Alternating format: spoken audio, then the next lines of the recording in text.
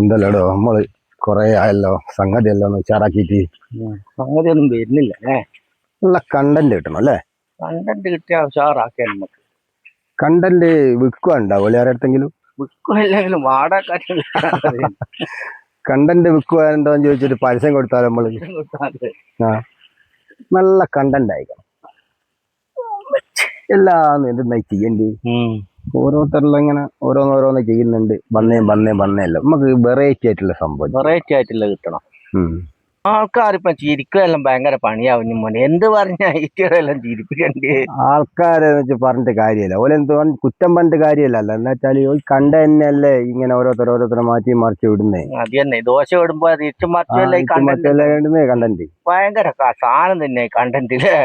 കാണുവട്ടെ കൊടുവാളെല്ലാം എടുത്ത് രാവിലെ തെങ്ങുമ്മക്കാരും പോകാണ്ട് കുഞ്ഞുമോനെ അയിമന്നാറ്റം എന്തും കണ്ടന്റ് ആറ്റും കിട്ടുവോളി തീയാൻ പിടിച്ച് തെങ്ങുമ്മ കാറ്റിയാല് എല്ലടോ തെങ്ങിന്റെ മുകളിൽ എന്ത് കണ്ടന്റാ?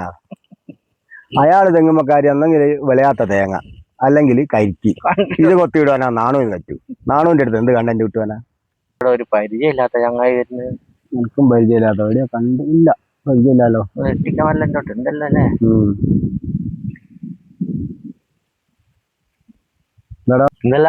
നല്ല തന്നെ.